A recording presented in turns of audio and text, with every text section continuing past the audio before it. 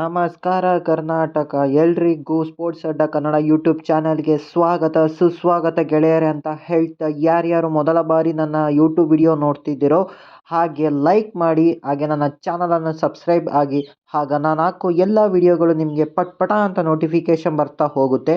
ಹಾಗೆ ಟೆಲಿಗ್ರಾಮ್ ಹಾಗೂ ಇನ್ಸ್ಟಾಗ್ರಾಮಲ್ಲಿ ಫಾಲೋ ಮಾಡೋದನ್ನು ಮಾತ್ರ ಮರಿಬೇಡಿ ಅಂತ ಹೇಳ್ತಾ ಈ ವಿಡಿಯೋನ ಸ್ಟಾರ್ಟ್ ಮಾಡ್ತಾ ಇದ್ದೀನಿ ಗೆಳೆಯರೆ.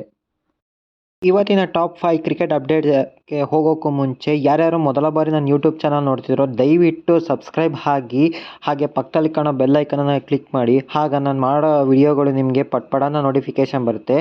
ಹಾಗೆ ನನಗೆ ವಿಡಿಯೋ ಮಾಡೋಕ್ಕೂ ತುಂಬ ಹೆಲ್ಪ್ಫುಲ್ ಆಗುತ್ತೆ ಅಂತ ಹೇಳ್ತಾ ಟಾಪ್ 5 ನ್ಯೂಸ್ಗಳನ್ನು ಸ್ಟಾರ್ಟ್ ಮಾಡ್ತಾ ಇದ್ದೀನಿ ಗೆಳೆಯರೆ. ಮೊದಲನೇ ಅಪ್ಡೇಟ್ ಬಂದು ನಮ್ಮ ಕ್ಯಾಪ್ಟನ್ ರೋಹಿತ್ ಶರ್ಮಾ ಬಗ್ಗೆ ನಮ್ಮ ಮಾಜಿ ಕ್ರಿಕೆಟರ್ ಆದಂತಹ ಸುನೀಲ್ ಗವಾಸ್ಕರ್ ಅವರು ಒಂದು ಸ್ಟೇಟ್ಮೆಂಟ್ ಕೊಟ್ಟಿದ್ದಾರೆ ಗೆಳೆಯರೆ. ಅದು ಏನಪ್ಪ ಅಂತಂದರೆ, ನಮ್ಮ ಮುಂಬೈ ಇಂಡಿಯನ್ಸ್ ಅವರು ರೀಸೆಂಟಾಗಿ ರೋಹಿತ್ ಶರ್ಮಾ ಅವರ ಕ್ಯಾಪ್ಟನ್ಸಿ ಬೇಡ ಅಂತ ಕೆಳಗಿಳಿಸಿರೋದು ಗೊತ್ತಿರೋ ವಿಚಾರನೇ. ಆದರೆ ಈಗ ಸುನೀಲ್ ಗವಾಸ್ಕರ್ ಅವರು ಏನು ಹೇಳಿದ್ದಾರೆ ಅಂತಂದರೆ, ರೋಹಿತ್ ಶರ್ಮಾ ಅವರ ರೀಸೆಂಟ್ ಕ್ಯಾಪ್ಟನ್ಸಿಯನ್ನು ನೆನಪಲ್ಲಿ ಇಟ್ಕೊಂಡು ರೋಹಿತ್ ಶರ್ಮಾ ಅವರು ಕ್ಯಾಪ್ಟನ್ಸಿ ಮಾಡೋದು ಬೇಡ, ಜಸ್ಟ್ ಆ ಪ್ಲೇಯರ್ ಆಗಿ ಆಡಲಿ ಅನ್ನೋ ಒಂದು ಬಿಗ್ ಸ್ಟೇಟ್ಮೆಂಟ್ ಕೊಟ್ಟಿದ್ದಾರೆ ಗೆಳೆಯರೆ.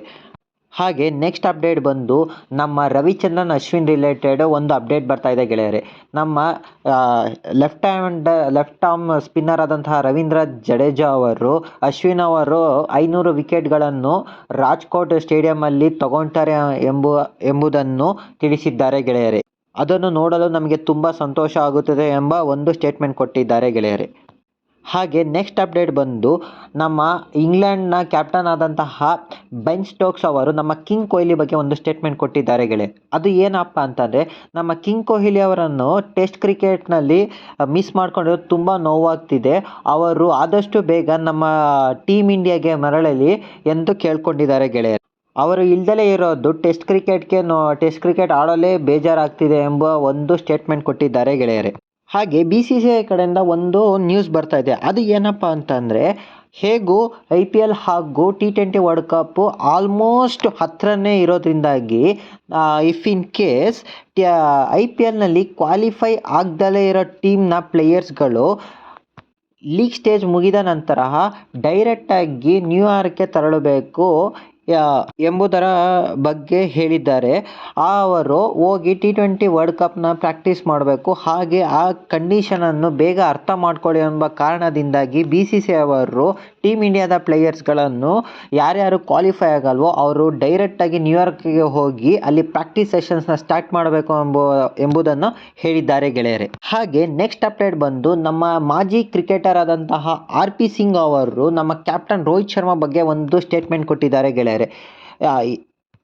ಅದು ಏನಪ್ಪ ಅಂತಂದರೆ, ನಮ್ಮ ರೋಹಿತ್ ಶರ್ಮಾ ಅವರು ತುಂಬ ಓವರ್ ಥಿಂಕಿಂಗ್ ಮಾಡಬೇಕು, ಹಾಗೆ ಇಮಿಡಿಯೇಟಾಗಿ ಡಿಸಿಷನ್ಸ್ ತೊಗೊಬೇಕು, ಹಾಗೆ ಅವರು ಆನ್ ದ ಫೀಲ್ಡಲ್ಲಿ ಸ್ವಲ್ಪ ಅಗ್ರೆಸಿವಿಂದ ಇರಬೇಕು ಎಂಬುದನ್ನು ಹೇಳಿದ್ದಾರೆ ಗೆಳೆಯರೆ.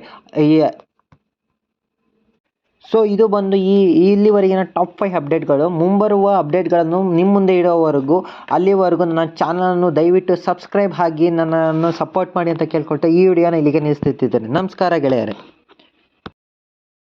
ಸೊ ಇದು ಬಂದು ಇಲ್ಲಿವರೆಗಿನ ನ್ಯೂಸ್ಗಳು. ಮುಂಬರುವ ಎಲ್ಲ ನ್ಯೂಸ್ಗಳ ಅಪ್ಡೇಟ್ಗಳನ್ನು ತರುವವರೆಗೂ ನಮ್ಮ ಚಾನಲನ್ನು ಸಬ್ಸ್ಕ್ರೈಬ್ ಆಗಿ ಹಾಗೂ ಇನ್ಸ್ಟಾಗ್ರಾಮ್ ಆ್ಯಂಡ್ ಟೆಲಿಗ್ರಾಮಲ್ಲಿ ಫಾಲೋ ಮಾಡಿ ಅಂತ ಕೇಳಿಕೊಳ್ಳುತ್ತಾ ಈ ವಿಡಿಯೋವನ್ನು ಇಲ್ಲಿಗೆ ಮುಗಿಸುತ್ತಿದ್ದೇನೆ. ನಮಸ್ಕಾರ ಕರ್ನಾಟಕ.